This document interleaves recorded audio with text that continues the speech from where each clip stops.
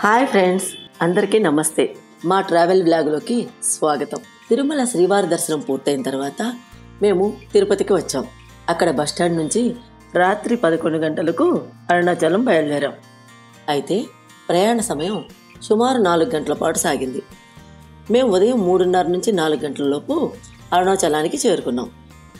ఇక్కడ ఒక హోటల్లో చెక్-ఇన్ చేసి కొంత విశ్రాంతి తీసుకున్నాం.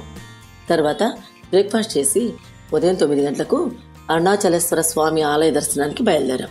అరుణాచలేశ్వర ఆలయం తమిళనాడులోని తిరువణ్ణామలై అనే ప్రదేశంలో ఉంది. ఇక్కడ శివుణ్ణి అరుణాచలేశ్వర స్వామి అనే పేరుతో పూజిస్తారు. ఇది దేశంలో ప్రముఖమైన శైవ క్షేత్రాల్లో ఒకటి. అరుణ అంటే ఎర్రని, అచలం అంటే కొండ అని అర్థం. ఇది పంచభూతాల్లో అగ్నితత్వానికి చెందిన పవిత్ర క్షేత్రం. ఇక్కడ శివుణ్ణి దర్శించడం వల్ల ఆత్మశాంతి, ఆధ్యాత్మిక శుద్ధి, జ్ఞానం లభిస్తాయని భక్తులు విశ్వసిస్తారు. అనేక సాధువులు ఇక్కడ తపస్సు చేసి ఆధ్యాత్మిక విజ్ఞానాన్ని పొందారని కథలు చెప్తాయి. అందుకే ఈ స్థలానికి ఎంతో విశేషమైన స్థానం ఉంది. పురాణ కథనం ప్రకారం బ్రహ్మదేవుడు మరియు విష్ణుమూర్తి ఒకసారి ఎవరు గొప్ప అన్న విషయంపై తగుపడ్డారు. అప్పుడు శివుడు ఒక పొడవైన అగ్నిస్తంభంగా రూపం దాల్చి ఈ అగ్నిస్తంభానికి ఆరంభం లేదా ముగింపు ఎవరైతే కనిపెడతారో వారే గొప్పవారని శివుడు వారితో చెప్తారు. విష్ణుమూర్తి వారాహ రూపంలో భూమిని తవ్వుతూ స్తంభం అడుగు కనిపెట్టే ప్రయత్నం చేశాడు, కానీ విఫలమయ్యాడు. బ్రహ్మదేవుడు హంస రూపంలో పైకి ఎగురుతూ పైభాగాన్ని కనిపెట్టాలని చూశాడు. అతనికి కూడా సాధ్యం కాలేదు. కానీ నాకు పైభాగం కనిపించింది అని అబద్ధం చెప్పాడు. దీనిని గమనించిన శివుడు కోపంతో భూమి మీద నీకు పూజలుండవు అని బ్రహ్మదేవుని శపించాడు. ఈ కథ జరిగిన స్థలమే అరుణాచలం. అప్పటి నుంచి ఈ ప్రాంతాన్ని శివుడి అగ్నిస్వరూపంగా భావిస్తూ ఇక్కడ అగ్నిలింగంగా పూజిస్తున్నారు.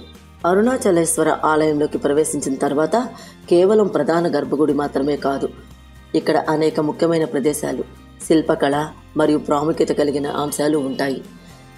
శతస్తంభ మండపం, పాతాళలింగం, శివగంగా తీర్థం మరియు ప్రధాన గర్భగుడి ముందు ఉన్న నంది విగ్రహం వంటి శిల్పాలు ఆలయంలోని గొప్ప శిల్పకళను చూపిస్తాయి.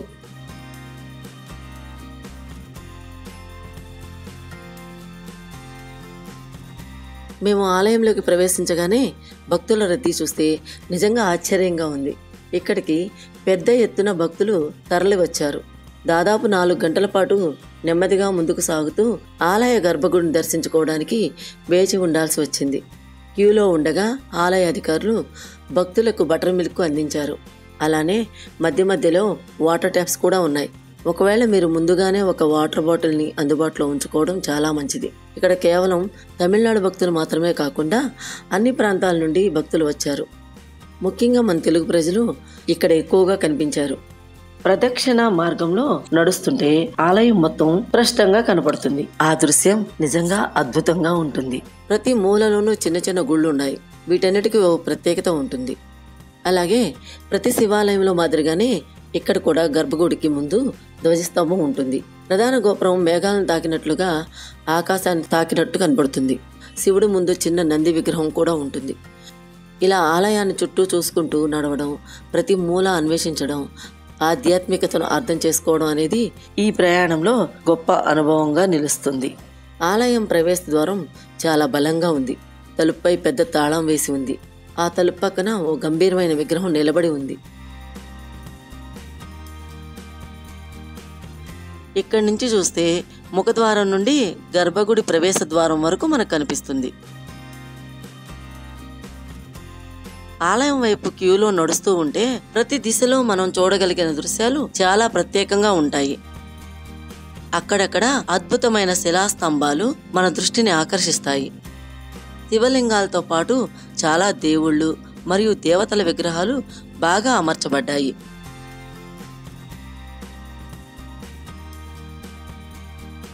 ప్రతి విగ్రహం, ప్రతి శిల్పం తనదైన ఓ శక్తిని, పవిత్రతను ప్రతిబింబిస్తున్నాయి.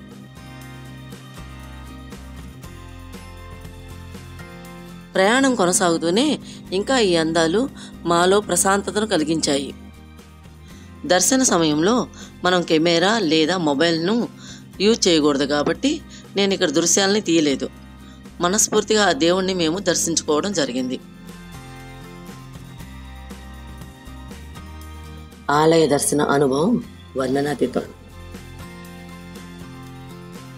ఇక ఈరోజు పౌర్ణమి కావడం వల్ల భక్తుల రద్దీ ఎక్కువగా ఉంది.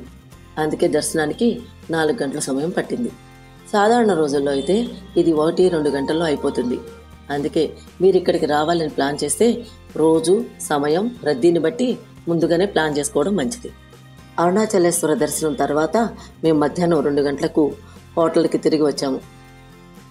కొంచెం సేపు విశ్రాంతి తీసుకున్న తర్వాత మేము రాత్రి 8 గంటలకు ఆలయ ప్రధాన ద్వారం వద్దకు తిరిగి వచ్చాం.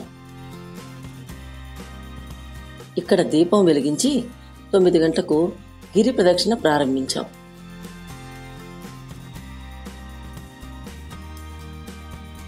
ఇక్కడికి ప్రతి పౌర్ణమి రోజున భక్తులు తండోపతండాలుగా వస్తారు. ఈ ప్రయాణాన్ని ప్రారంభించే ముందు నా జీవితంలో ఇంత దూరం నడుస్తానని ఊహించనే లేదు. అసలు నడవగలుగుతానా అనే అనుమానం కూడా నాకు కలిగింది. ప్రదర్శన మార్గం మొత్తం 14 కిలోమీటర్లు. కానీ నేను మా హోటల్ నుంచి ఆలయంకి 2 కిలోమీటర్లు ముందుగానే నడవడంతో మొత్తం 16 కిలోమీటర్లు నడిచాను. పౌర్ణమి రోజున లేదా ఇతర ముఖ్యమైన పండుగ రోజుల్లో గిరి ప్రదక్షిణ మార్గంలో ఎటువంటి ట్రాన్స్పోర్టు అందుబాటులో ఉండదు. కాబట్టి ముందుగానే బాగా ప్లాన్ చేసుకోవాలి. ముఖ్యంగా పిల్లలు, వృద్ధులు ఉన్నవారైతే మరింత జాగ్రత్తలు తీసుకోవాలి. పెద్ద సంచులు, అదనపు బరువు లేకుండా తక్కువ సామాన్తో ప్రయాణం చేయడం మంచిది. చిల్లర వెంట ఉంచుకోవడం మర్చిపోకండి. సాధువులు, భిక్షువులకు తగినంత సహాయం చేయడం పుణ్యప్రదం. మధ్యలో నడవలేకపోతే లేదా అలసటగా అనిపిస్తే ఆందోళన అవసరం లేదు. మార్గం పొడవునా చాలా షాపులు ఉంటాయి. ఎప్పుడైనా అవసరమైతే వాళ్ళని అడిగి వాళ్ళ షాపుల్లో కొంచెం సేపు విశ్రాంతి తీసుకోవచ్చు.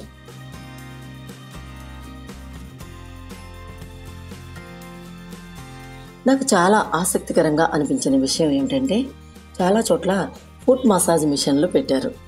వాటిని చూస్తే ఒక ఆలోచన వచ్చింది. ఈ వ్యాపార ఆలోచన చాలా సరైన సమయంలో సరైన స్థలంలో పెట్టినట్టు ఉంది. వ్యాపారంలో విజయం అనేది మనం తీసుకునే నిర్ణయాలపై ఆధారపడి ఉంటుంది. ఈ మార్గంలో 18 శివాలయాలు మరియు 8 లింగాలు, వివిధ ఆలయాలు ఉన్నాయి.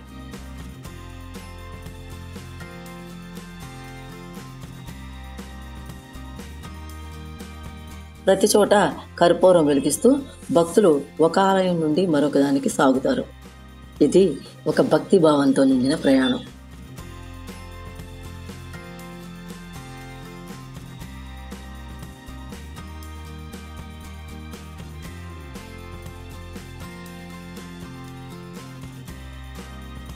ఈ స్థలం వేదాలు, పురాణాల్లో ప్రత్యేకమైన స్థానం సంపాదించుకుంది. అరుణాచలేశ్వర ఆలయం శివుడి ఆదేశంతో విశ్వకర్మ నిర్మించిందని చెప్తారు. పురాణాల ప్రకారం ఈ కొండే శివుని రూపం. అందుకే ఆలయం కంటే ఈ కొండకే ఎక్కువ ప్రాధాన్యత. ఇది జ్యోతిర్లింగంగా పేరుగాంచి తేజోలింగంగా పరిగణించబడుతోంది. శివుని పవిత్ర స్థలంగా భావించబడే అరుణాచలాన్ని చుట్టూ ప్రదక్షిణ చేయడం భక్తులు అత్యంత శ్రద్ధగా చేస్తారు. రమణ మహర్షి ఈ స్థల మహత్యాన్ని చెబుతూ కాలినడకన గిరి ప్రదక్షిణ చేయడం ఎంతో పుణ్యప్రదమని అన్నారు. శివనామస్మరణతో చేసే ఈ ప్రదక్షిణ శరీరానికి ఆరోగ్యాన్ని, మనసుకు శాంతిని, శివుని అనుగ్రహాన్ని అందిస్తుంది. భక్తులు ఎక్కువగా రాత్రి లేదా తెల్లవారుజామున ప్రదక్షిణ చేస్తారు. రమణ మహర్షి ఆశ్రమం నుండి 2 కిలోమీటర్ల దూరంలో గణేశుని ఆలయం దగ్గర నుంచి చూస్తే కొండ నంది ఆకారంలో కనిపిస్తుంది. అరుణాచలం గిరి ప్రదక్షిణ భక్తులకు అనేక సుఫలితాలను ఇస్తుంది. ఇక మేము ఉదయం 5 గంటలకి గిరి ప్రదక్షిణ పూర్తి చేసాం.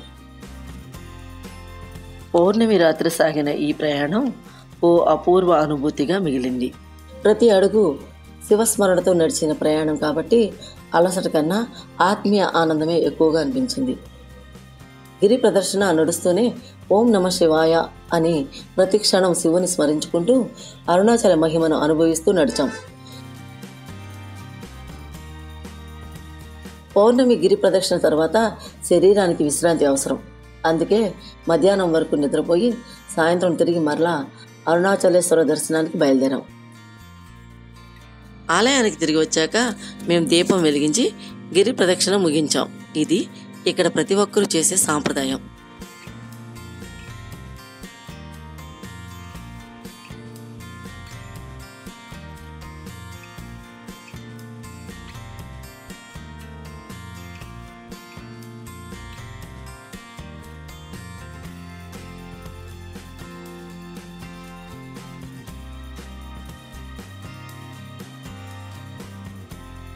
తర్వాత మేము మళ్ళీ ఆలయానికి వెళ్ళి స్వామివారిని దర్శించి ఆశీర్వాదం పొందాం.